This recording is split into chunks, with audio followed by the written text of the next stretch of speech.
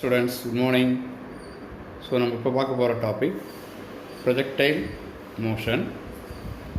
ப்ரொஜெக்டைல்னால் first என்ன அப்படின்னு பார்த்தீங்கன்னா, ஒரு ஆப்ஜெக்ட், அந்த ஆப்ஜெக்டை நம்ம என்ன பண்ணுறோம், தூக்கி எறிகிறோம் ஏரில். அப்படி போகும்பொழுது அது என்ன பண்ணுதுன்னா, இனிஷியலாக நம்ம கொடுக்குற அந்த ஃபோர்ஸை வச்சுக்கிட்டு மேலே போகும்.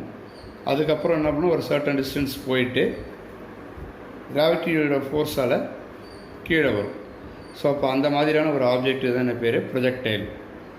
அப்போ டெஃபினிஷன் கொடுத்துருங்க பாருங்கள். when an object is thrown in the air with some initial velocity and then allowed to move under the action of gravity alone, this object is known as projectile. So இந்த எரிபொருள் சொல்லுவாங்க ப்ரொஜெக்டைல்னால், இது மேற்கொள்ளக்கூடிய அந்த பாதை, அதுக்கு பேர் தான் ட்ரெஜெக்ட்ரி. ஓகே. ஸோ எதெல்லாம் நமக்கு எக்ஸாம்பிள் சொல்ல முடியும்? ஒரு ஆப்ஜெக்டை நாம் ஒரு ட்ரெயின்லேருந்து தூக்கி போடும் பொழுது, ஒரு வாட்டர் பாட்டில் இல்லை ஒரு ஃப்ரூட், கட் பண்ண ஃப்ரூட்டு, ஏதோ ஒன்று, an object dropped from window of a train. next, a bullet fired from the rifle. துப்பாக்கிலேருந்து சுடப்படுகின்ற புல்லட்டு, இல்லைனாக்கா நம்ம எந்த ஒரு டைரெக்ஷனையும் தூக்கி எறிகிற பால், இல்லைனாக்கா ஒரு ஜாவலின் வீரர் இருக்காருன்னு வச்சுக்கோங்களேன், ஒரு அத்லட், அவர் தூக்கி எறிகிற ஷார்ட் புட், அப்படி இல்லைனாக்கா ஜாவலின், ஈட்டி எறிதல்னு சொல்லுவாங்க, சரியா, வட்டு எறிதல். அப்போ அதெல்லாம் நம்ம தூக்கி போடுற அந்த பொருட்கள் எல்லாமே இது சேர்ந்தது தான், அதாவது எரியப்படுகின்ற பொருள்னு அர்த்தம். So a jet of water issuing from a hole near the bottom of the water tank. So water tank பாட்டமில் ஒரு ஹோல் போட்டோம்னா அதிலிருந்து வரக்கூடிய அந்த வாட்டரோட ஃப்ளோ நம்ம வாட்டர் பாட்டில் கூட அதை பார்க்கலாம், சரியா. ஸோ இப்போ இதில் இந்த ப்ரொஜெக்டைல் அப்படிங்கிறது ரெண்டு விதமான வெலாசிட்டியின் காரணமாக மூவ் ஆகுது.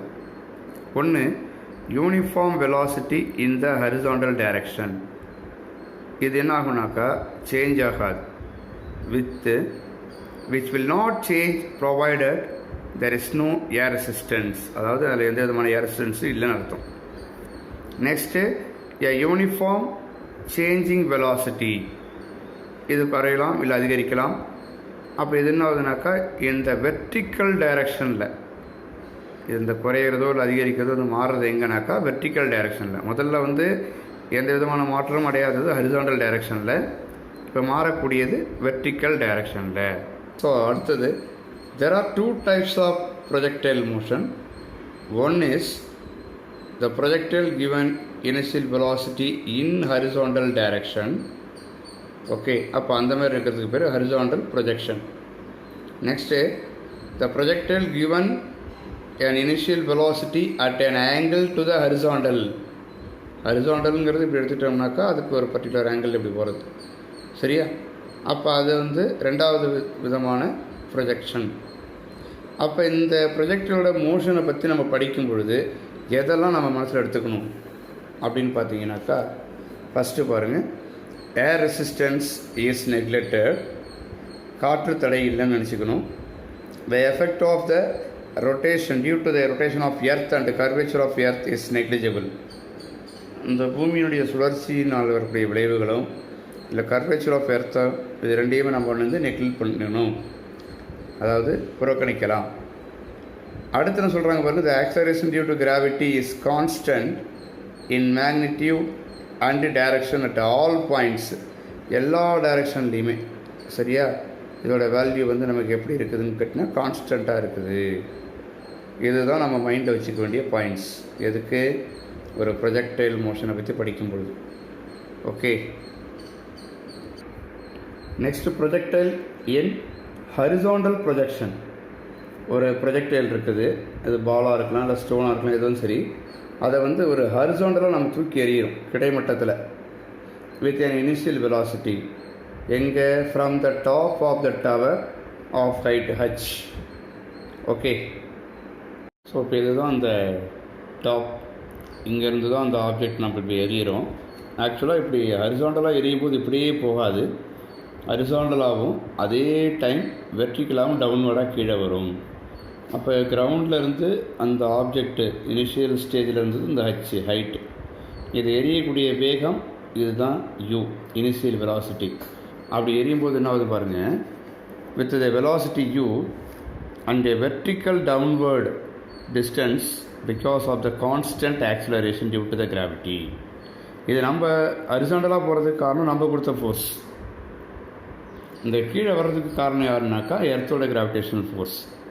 ஸோ அப்போ இது ரெண்டும் சேர்ந்து தான் நமக்கு என்ன பண்ணுதுனாக்கா இந்த பாதையை கொடுக்குது. எது இந்த OPAன்னு சொல்லக்கூடிய இந்த பாதை நமக்கு கிடைக்குது. அப்போ இந்த பாதை எதனுடைய மூலமாக கிடைச்சிதுன்னா it's the combination of two force. Okay, ஒன்று வந்து நாம் அப்ளை பண்ணது, இன்னொன்று எர்த்தோட கிராவிடேஷனல் ஃபோர்ஸ். அப்போ இது ரெண்டும் சேர்ந்து இந்த மோஷன் வந்து ஒரு 2 டைமென்ஷனல் பிளேனில் ஆக்ட் பண்ணுது. இப்போ என்ன பண்ணுதுன்னா ஒரு பர்டிகுலர் டைமுக்கு அப்புறம் இது வந்து எர்த்தில் வந்து அடிக்குது ஏங்கிற ஸ்பாட்டில் அப்படின்னு நம்ம வச்சுக்கிறோம். So then the horizontal distance travelled by the bodies. அப்போ பாருங்கள் இங்கேருந்து இது இனிஷியலாக இப்போ இவ்வளோ தூரம் வந்திருக்கா, அந்த டிஸ்டன்ஸ் தான் எக்ஸ்ன்னு எடுத்துக்கிறேன், சரிதானா?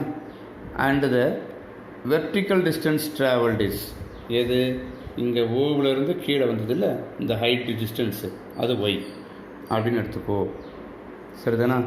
அப்போ நம்ம என்ன பண்ணலாம், we can apply the kinematic equations along the x direction and y direction separately. நம்ம இந்த ஈக்குவேஷன்ஸை இண்டிவிஜுவலாக அப்ளை பண்ணிக்கலாம். இது வந்து ஜென்ரலாக நம்ம பார்த்தது.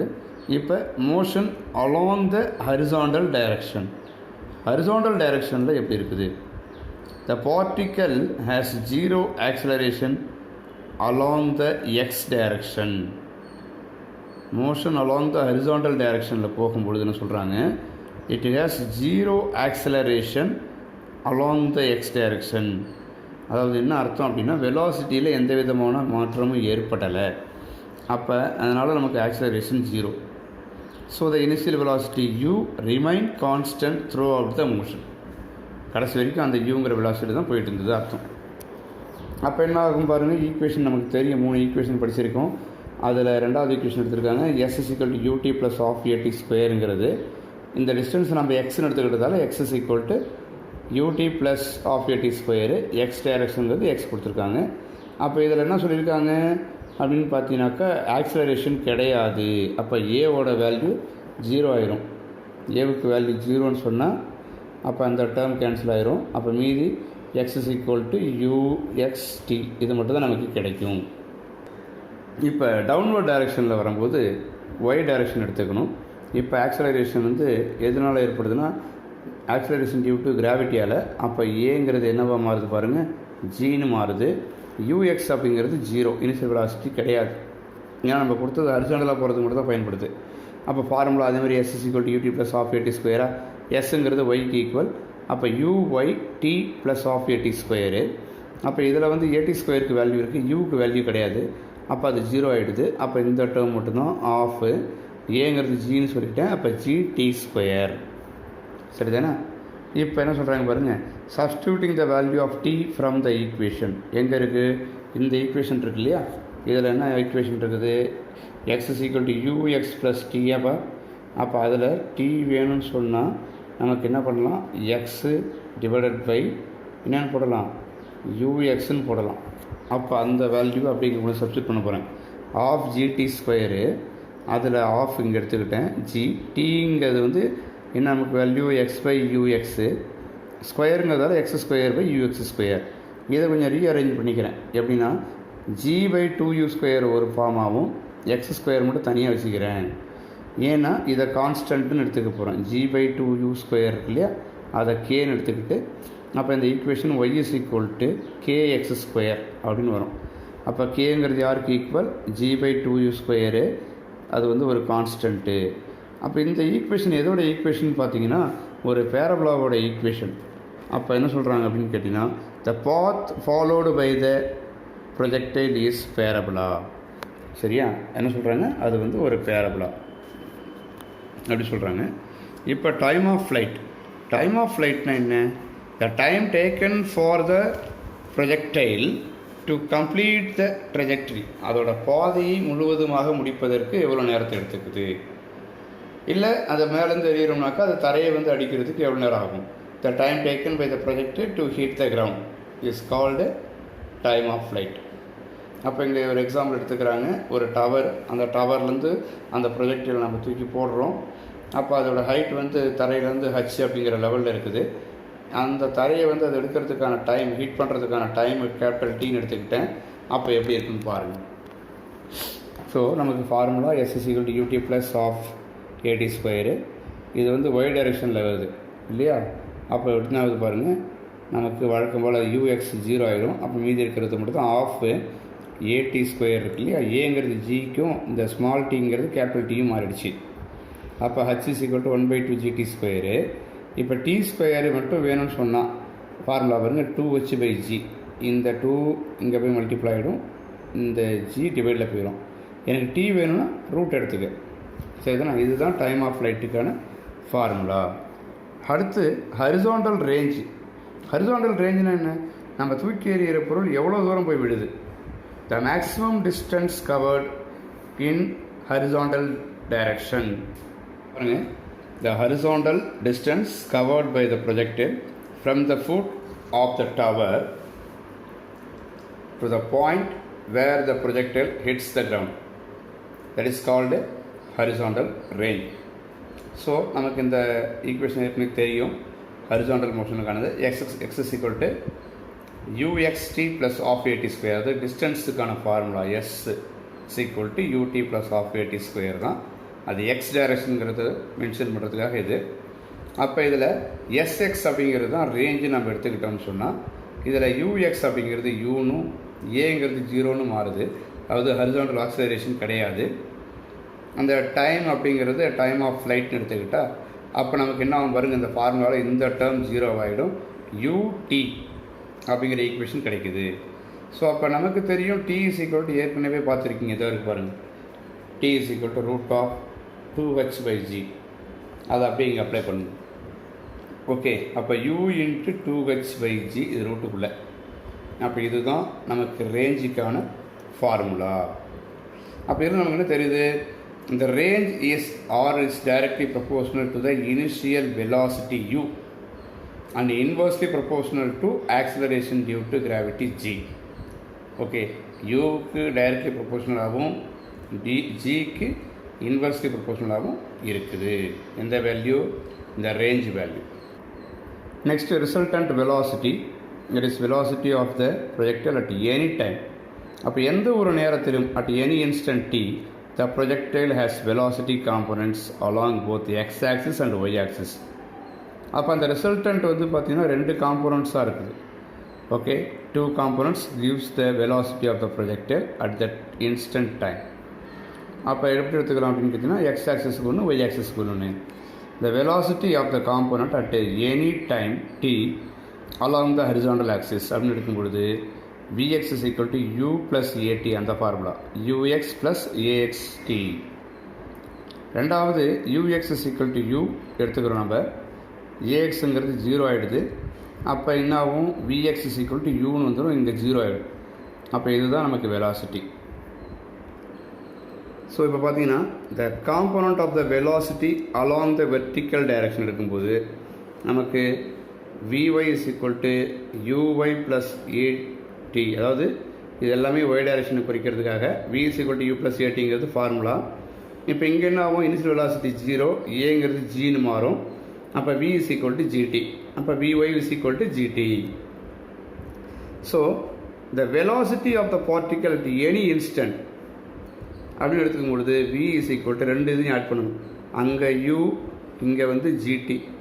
அங்கே I டைரக்ஷன், இங்கே J டைரக்ஷன். அது ஐங்கிறது எக்ஸு, ஜேங்கிறது ஒய்யை குறிக்கும். இப்போ ஸ்பீடு வேணும்னு சொன்னால், இது வெலாசிட்டிக்கு தான் அந்த ஃபார்முலா. ஸ்பீடு வேணும்னு சொன்னால் அதோட மேக்னிடியூட ஸ்கொயர் பண்ணுங்கள். இப்போ V = √Vx² + Vy². அந்த ஸ்கொயர் பண்ணதுக்கு ரூட் எடுக்கணும். The square root of summation of the square values. Okay, அப்போ ஸ்பீடு வேணும்னா அது இண்டிவிஜுவல் வேல்யூஸ் இருக்குல்ல, Vx + Vy, அது ரெண்டையும் ஸ்கொயர் பண்ணி ஆட் பண்ணிவிட்டு அந்த ரிசல்டண்ட்டுக்கு ரூட் எடுக்கணும்.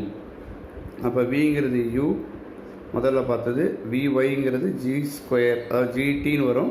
விஒய் ஸ்கொயருங்கிறதால ஜி ஸ்கொயர் டி ஸ்கொயர். அப்போ v is equal to root of u square plus G square T ஸ்கொயருங்கிறது தான் நமக்கு என்னது இதோட ரிசல்டன்ட் வெலாசிட்டி. அடுத்தது speed of the projectile when it hits the ground.